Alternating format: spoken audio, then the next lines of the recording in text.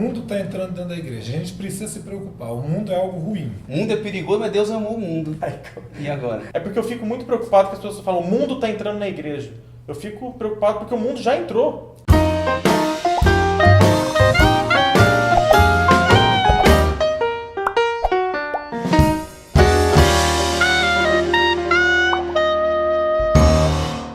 Hoje nós vamos falar aqui no nosso canal Sopa de Pedras sobre mundo. E antes de nós começarmos esse assunto que atemoriza muitas pessoas, dá medo em todas as pessoas, vamos apresentar aqui o nosso amigo Eric Santana. Ele é o convidado nosso hoje aqui, tornará parte integrante do canal, viu? Tá intimado aqui. Já recebeu a carta de convocação, agora tem que continuar. Só não constava na carta o valor do contrato.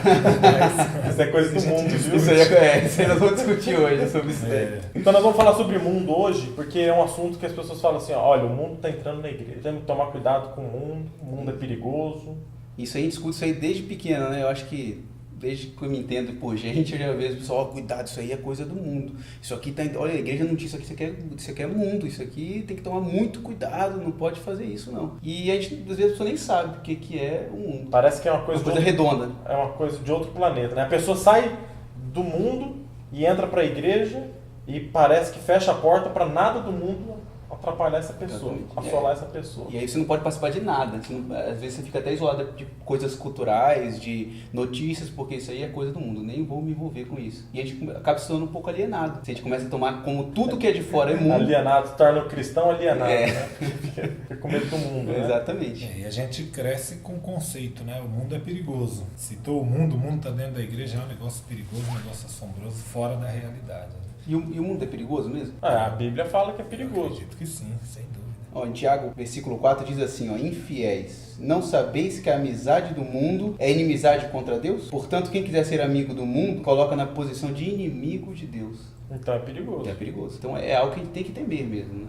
Então o que é que está errado na forma que a gente foi doutrinado? Tem alguma coisa incoerente? Porque o mundo está entrando dentro da igreja. A gente precisa se preocupar. O mundo é algo ruim. A definição bíblica para o mundo é antagônico ao parâmetro divino, a amizade com Deus. Então o que é o mundo? Esse aí é o ponto, né? Definir o que é o mundo. Porque as pessoas começam a temer, se ela não define o que é, ela começa a temer tudo. Pessoas, ideias, e não sabe o que é mundo mesmo. É porque isso é algo muito subjetivo. Por exemplo, a pessoa, ela toca um samba lá no mundo, se converte e vem para a igreja. Não que eu não estou falando nem a favor nem contra do samba aqui, é só um exemplo. A pessoa vem para a igreja e abandona o samba. O samba, para aquela pessoa, passou a ser o quê? Mundo. E aí quando ela vê alguma pessoa fazendo qualquer tipo de barulho, ele já lembra do mundo. Opa, isso é coisa do mundo. E já é diferente para alguém que tinha uma vida noturna e que frequentava talvez barzinhos à noite, no final de semana, acostumado com uma bossa nova, e aí quando ele se converte, para de frequentar esses lugares, começa a ir para a igreja, e aí quando ele vê um irmãozinho, um casal de irmão, uma irmã cantando lá na frente num banquinho, um violão. Ele tá sentadinho no violão, tocando, e ela tá em pé cantando. Aí ele vai pensar o quê? Opa, peraí. Isso aqui eu vi na época que eu tava ali no barzinho. Nós temos que deixar isso de fora. E aí você entende que começa a ficar subjetivo, porque pro cara do samba isso não tinha nada a ver. Pra ele foi ótimo, o cara do samba que tá na mesma igreja que o cara do MPB, ele não vai ver nada de errado. Então se a gente não define, fica uma coisa muito subjetiva. O que é mundo pra um não é mundo pra outro. E a gente começa a temer coisas diferentes. E pra uns tudo é mundo e pra outros nada é mundo.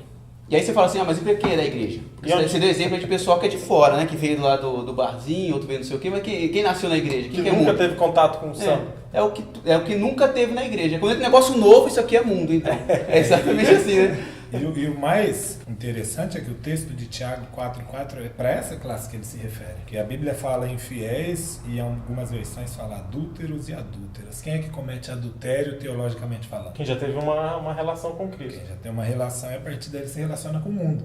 Porque eu não posso trair uma pessoa se eu não tiver um contrato com aquela pessoa. Se eu não for namorado, se eu não for marido, que não existe traição. Não existe traição. Então eu não sou infiel se eu não tiver. Então quando o mundo é perigoso? Quando nós somos adúlteros, quando nós somos infiéis. Quando a gente já tem um relacionamento com Cristo e a partir daí a gente se deixa influenciar pelas coisas do mundo. Então a grande questão é, o que é o mundo?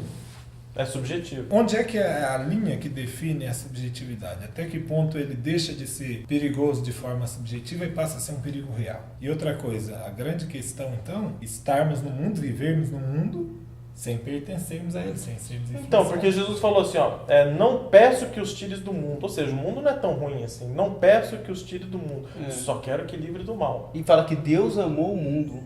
E agora? O mundo é perigoso, mas Deus amou o mundo. E agora? E aí? Então a gente tem que definir o que é mundo. Porque Vamos se definir, ele não definir... Opa!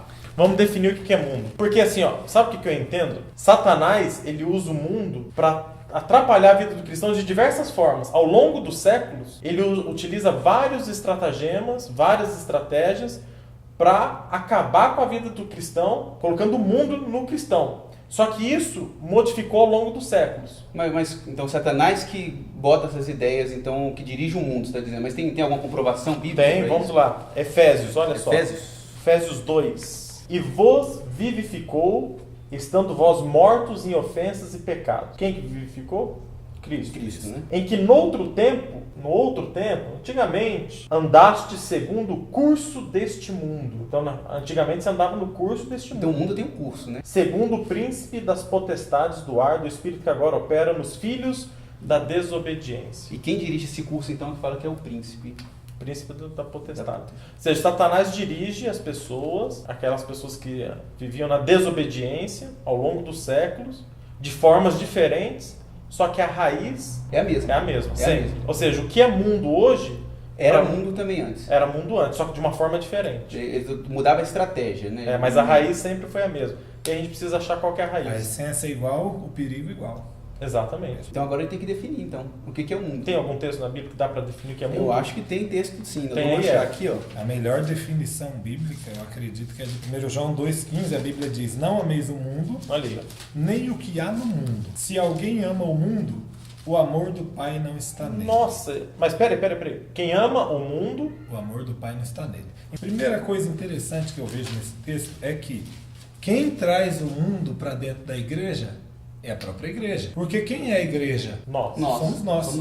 Então, quando o mundo está entrando dentro da igreja, é porque nós permitimos que o mundo entrando dentro de nós, eles entrem dentro da igreja. Exatamente. Então, como é que a gente permite que o mundo entre dentro de nós? Qual é a definição de mundo para que a gente diga que o mundo habita dentro de nós? Então, a sequência do texto. Tudo que há no mundo, a concupiscência da carne. Não. Opa. Concupiscência. Espera aí. O que é concupiscência? Pega uma versão. Aqui na minha versão aqui fala assim, desejo. Mas outras vezes paixão. Paixão da carne. Desejo da carne. Desejo da carne. A sequência, o desejo, a paixão dos olhos. Paixão dos olhos. E a soberba da vida não é do Pai, mas de quem? Do mundo. Do mundo. Então aqui definiu o que é mundo. É porque eu fico muito preocupado que as pessoas falam, o mundo está entrando na igreja. Eu fico preocupado porque o mundo já entrou. Porque o mundo já está dentro de nós. Dentro de nós. Quando a gente permite, o mundo entrou dentro de nós. A gente fica às vezes blindando a igreja com costumes e com hábitos. O que seria isso? Desejo da carne? Dá um exemplo aí, desejo da carne. O apetite. O apetite. O apetite é um desejo da carne? Quero comer. Você quer viciar aquilo, né? E aquilo é limitado, é um prazer, né? É muito rápido.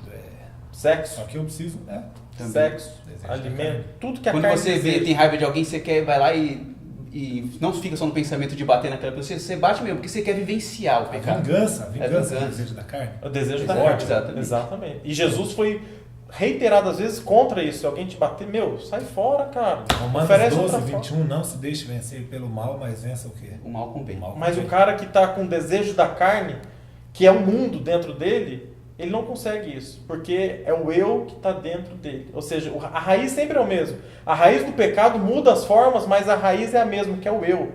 Exato. Habitando no trono do seu coração. É a deidade do homem. Então vamos lá. O que é a paixão dos olhos? Ou o desejo dos olhos, né? É quando você deseja alguma coisa, né? Você vê aquilo lá e você começa a cobiçar aquilo. Seria isso? Uma das paixões dos olhos é a cobiça. É aquilo que te agrada o olho. Por exemplo, a Bíblia fala que Sansão, quando ele se apaixonou, existia um princípio bíblico definido por Deus, pela tradição israelita e pela família de Sansão, de que tipo de mulher ele deveria adotar como esposa. Mas a Bíblia fala que ele adotou aquela que agradou a quem? Os olhos. Aos olhos. Eu bati o olho, era simpática de corpo, era bonitona e tal, aquela coisa toda.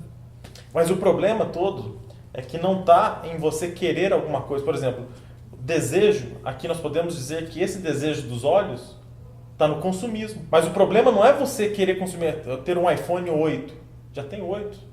Não, 7. Lançou agora, né? O problema não é você ter o iPhone 8. O problema é como você se comporta não tendo isso ou quebrando o seu aparelho. Exatamente. Aí é que está o segredo, né? É aquilo que te domina. Exato. Então, quando eu amo essas coisas, isso me domina. E eu não consigo viver quando eu perco essa coisa. Se eu perder isso, será que eu vou conseguir viver sem isso? Como é que eu vou reagir a isso? Então, se isso te afeta, Exato. É que isso te domina. Exatamente. Se me afeta, me domina. Então, não é problema eu ter um iPhone. O problema é se eu quebrar ele, eu vou ficar descontrolado ao ponto de que pra mim acabou o dia. Acabou. Não tem sentido. Não tem sentido mais. Até eu arrumar outro iPhone. Ou então, o problema não é eu gostar de comer pipoca, por exemplo. O problema é quando não tem pipoca, eu ficar chateado porque não comi pipoca. Eu ficar muito chateado, tratar mal até as pessoas do meu lado. O problema não é você que fala sobre a soberba da vida, né? Não é você... O que é soberba da vida? Me gerou uma dúvida agora, Cleiton. Porque o conhecimento é a soberba da vida? Por exemplo, eu tenho muito conhecimento e eu me orgulho disso. De forma que quando eu abro a boca, não é para ajudar as pessoas ou para formar uma opinião, mas simplesmente para eu ser aplaudido. Para se aparecer. Tá, mas... Então eu devo desprezar o conhecimento? Eu não posso estudar porque senão é soberba da vida? Porque eu, por exemplo, eu ouvi muitas vezes dentro da minha casa falarem assim, não precisa estudar que Cristo está voltando. Só que a Bíblia fala em Lucas 2,52 que Jesus Cristo crescia em estatura, graça e conhecimento diante de Deus e diante dos homens. A Bíblia fala em Salmos que os céus são de meu Deus, mas a terra Deus deu aos homens para conquistá-la. Então, peraí, se o conhecimento é um exemplo que a gente está dando aqui, é soberba da vida, eu tenho que desprezar o conhecimento. As pessoas podem confundir com isso, né? Aí falar assim, então você não pode estudar, não. Igual você falou, né? Muitas vezes já ouvi isso também. Pra que isso? Cristo está voltando. Mas se você tem conhecimento e não tem amor, o seu conhecimento de nada vale. 1 Coríntios capítulo 8, versículo 1 fala, o conhecimento infla, mas o amor edifica. Então muitas vezes você tem conhecimento, mas só que você é errado. E como é que o conhecimento pode te afetar de uma forma negativamente? Te afeta se você não é aplaudido por ele, se você não é reconhecido, porque agora você é conhecido, mas você não recebe reconhecimento das outras pessoas, e aí você fica chateado com isso. Poxa, eu começo a se sobrepor sobre os outros, né? Eu sou melhor do que ele, porque eu estudei muito mais. Então isso é soberba da vida. Não é problema, é orgulho, né? Não é problema eu ter uma instrução boa, ou eu ter um emprego bom, como já falamos aqui do celular, ou eu comer isso ou aquilo. É problema quando isso me domina. Quando eu deixo de ser aplaudido, se eu perco minha paz, né? Então isso quer dizer que está me dominando. E se isso te afeta, isso te domina. É a mesma coisa assim, quando eu amo a Deus, eu me entrego a Deus. E quando eu amo o mundo, eu me entrego ao mundo. Exatamente. Então, o nosso coração ele só tem lugar para duas pessoas. Ou para Deus, ou para o eu. Quando a gente quer colocar o eu, que é as três formas de mundo, quando a gente quer colocar o eu no patamar mais elevado do nosso coração, Deus tem que ficar para baixo. Não cabe os dois. Então, a gente coloca o eu, que é o desejo dos olhos, e o orgulho, que é o soberbo da vida. Está aqui no coração. E às vezes a gente fala assim... Não quer dizer necessariamente que tem que ter os três, viu? Às vezes a gente pode ter só um deles, né? Mas enfim, isso já mostra que é o orgulho. Isso já mostra que é o eu. Que está tomando lugar no seu coração. A Bíblia fala em Gálatas 2,20, já não vivo eu, mas o quê? Cristo vive em mim. Então, quando Cristo habita em mim, o eu não existe. Porque eu sou esvaziado do meu próprio eu. E Cristo habita. Então, a partir daí, eu sou vencedor do mundo. É isso mesmo. Agora, olha o que diz o texto que nós lemos para definir, não ameis o mundo, nem o que há no mundo. Se alguém ama o mundo, o amor do Pai o quê? Não está nele. Está ausente, porque não cabe. Não cabe. Então, ou eu tenho Cristo no meu coração, e já não vivo eu, mas é Cristo que vive em mim, e a sequência do texto é assim, e a vida que agora vivo, como é que eu vivo ela? Na fé. Eu não vivo mais na carne, eu vivo na fé. Entendeu? Então, eu vivo por Cristo, porque Cristo vive em mim. Quando eu não dou espaço para Cristo, eu dou espaço para o eu, o que é que eu alimento? É a natureza religiosa, a natureza cristã ou a natureza de impiedade? A natureza daquilo que é derivado dessas três coisas que a gente definiu como mundo. Então eu estou alimentando o mundo. Então a gente está tentando bloquear a entrada do mundo pelas portas da sala. Assim, não entra o mundo, sai daqui, mundo. Só que o mundo está dentro do coração. Às vezes eu falo assim, olha, o mundo está entrando aqui porque tal procedimento, tal hábito, tal costume está entrando e eu estou chamando aquilo de mundo, só que o mundo está no meu coração e eu não dei conta disso. Você ainda fica preocupado com coisas externas, sendo que o mundo... apontando isso, aquilo, mas na verdade o mundo está aqui, ó. Exatamente. Tá aqui, e eu não vejo. E eu não tô, porque isso aqui não tem como disciplinar, não. Não tem como disciplinar. Porque não dá pra ver. Ninguém vê. Só você e Deus sabe se você está sendo orgulhoso pelas suas atitudes, porque às vezes você pode demonstrar uma coisa aqui, você está sendo aparentando bem, mas será que você não está sendo orgulhoso? Será que você não perde sua razão quando você fica sozinho? Isso mesmo. Eu estou defendendo um hábito externo, que eu chamo de mundo, estou defendendo um costume externo, só que eu estou abrigando orgulho no meu coração, porque se aquilo ali entrar, eu vou fazer de tudo até a morte, e aí eu mostro meu orgulho para acabar com aquilo dali. Exatamente. Só que o mundo está aqui, ó, dentro do seu coração. Exato. E quando a gente fala de raiz, o centro do pecado, nós podemos levar para Gênesis capítulo 3, versículo 6. Olha que interessante. Isso é bom. Olha como começou o pecado no mundo. Gênesis 3, 6. E vendo a mulher que aquela árvore era boa para se comer, desejo da carne, era boa para se comer, agradável aos olhos, concupiscência dos olhos, desejo dos olhos, e a árvore desejável para dar entendimento, ou seja, você igual a Deus. Orgulho. A raiz do pecado está aqui, ó, o mundo. 1 João 2, 15 a 17, está aqui, ó, Gênesis 3, 6. E também tem, aonde? Essa mesma raiz? E é legal, porque esse exemplo vai mostrar que realmente isso aqui é mundo. Onde é que fica? A tentação de Jesus, Mateus capítulo 4. Como é que foi essa tentação? Lá Jesus estava em jejum. E 40 dias ele foi batizado, foi levado para o deserto para ser tentado. E aí, onde que começou a raiz do pecado? Igualzinho. No eu. A tentação foi igualzinho. Porque Satanás chegou lá e falou assim, ó, você deve estar com fome, né? Por que você não transforma essas pedras em pão? Concupiscência da carne. Da carne. Desejo da carne. Aí depois ele foi lá mostrou todos os reinos, né, do mundo e falou o quê? Tudo isso te darei. Se você se prostrar. Desejo dos olhos. Aí olha, poxa, Jesus poderia falar, olha só quantos reinos ele podia me dar, né? Maravilha. E aí depois ele falou o quê? Agora se joga daqui de cima do... E aos teus anjos dar a ordem.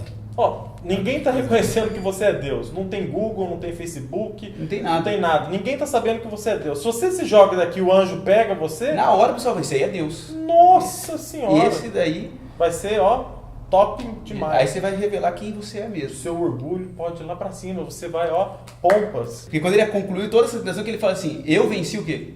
O mundo. Eu venci o mundo. Ou seja, o mundo é isso aqui. Porque eu venci o mundo. Perfeito. Então, quando Cristo fala em João 3,16, porque Deus amou o mundo de tal maneira, de que ele está falando? Das concupiscências, que nós vimos, definidas na Bíblia, ou ele está falando do mundo enquanto pessoas alienadas ao conhecimento de Cristo? Está falando das pessoas que não conheceram.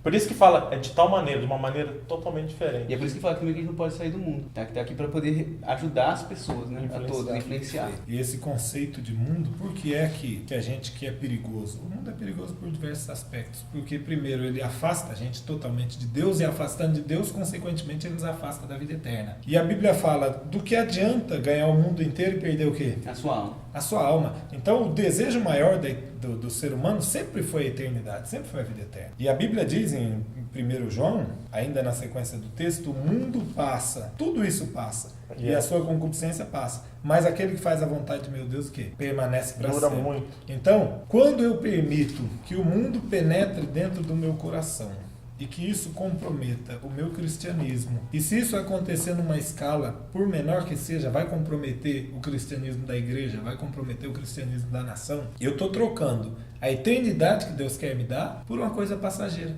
por uma coisa que é um piscar de olhos. Foi a mesma coisa que aconteceu no Éden. Então, Adão, ele não venceu o mundo por quê? Porque ele preferiu, por escolha própria, por vontade própria, é um prazer passageiro. Exatamente. E Jesus Cristo venceu o mundo por quê? Ele escolheu a glória eterna. Porque ele escolheu a eternidade.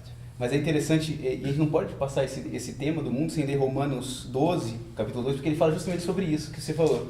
Porque Adão ele escolheu o mundo aqui, né? Então aqui fala que Romanos 12, versículo 2 é um alerta pra gente, né? E não vos amoldeis ao esquema deste mundo. Não vos conformeis. Aqui diz, não vos conformeis. Ao quê? A este mundo. Ao esquema deste mundo, né? Mas sede transformados pela renovação da vossa mente, para que experimenteis qual seja a boa, agradável, perfeita vontade de Deus. Mas aqui eu falo, transformar-vos pela renovação do vosso entendimento. Não Sim. fala transformai-vos pela renovação Da vossa roupa, do seu hábito, do seu hábito, do algo externo. da sua alimentação. Porque o mundo está onde? Está dentro de nós. E quando nós colocamos Cristo no coração e através de Cristo nós nos tornamos vitoriosos sobre o mundo, tudo que é externo passa a estar em sincronia com a vontade de Deus. Então não tem como a gente escandalizar as pessoas porque a gente faz aquilo que é a vontade de Deus, aquilo que Deus faria se estivesse aqui, que Jesus Cristo faria. Não tem como a gente ter um linguajar inapropriado porque a nossa língua ela é condizente com a linguagem de Cristo. Quando transforma a mente. Por isso que fala aqui, ó. Transforma a mente. E não vos conformeis com este mundo, com este século, né? Com estes séculos, mas transformai-vos pela renovação do vosso entendimento. Quando a gente muda a nossa mente, o mundo que vive dentro de nós, o palco do nosso coração, que é o eu, quando a gente muda isso, aí as outras coisas fluem naturalmente. Mas eu queria concluir, eu acho que esse pensamento com João 3,16, você já citou, que Deus amou o mundo de tal maneira que ele fez o quê? Deus. Deu. Olha só a diferença, né? Como é que é a ordem do mundo ensina o que a gente? A receber. Satanás sempre quis só receber. Nós queremos receber. Recebemos isso, pedimos bênçãos de Deus, queremos carro novo, queremos isso, mas Deus só fazia o quê? Só dava. Cristo só dava. Só dava, enquanto nós queremos só receber. E aí mostra se nós estamos sendo dominados pelo mundo, se é o mundo que está no meu centro, é o eu, o egoísmo, ou se é Cristo que habita em mim, quando eu começo a agir de maneira diferente, como Cristo agia, que era dar. Então é isso aí, pessoal. Se você gostou do nosso vídeo, faz um favor, compartilhe este vídeo. Se inscreve no canal. Curta a página no canal, né? Gostei, clica lá em gostei, ajuda muito a página. E se você não gostou, comente. Se você gostou, também comente. E a gente vai juntos cozinhando algumas ideias sólidas. É isso aí, né? É isso aí. Tchau. Valeu.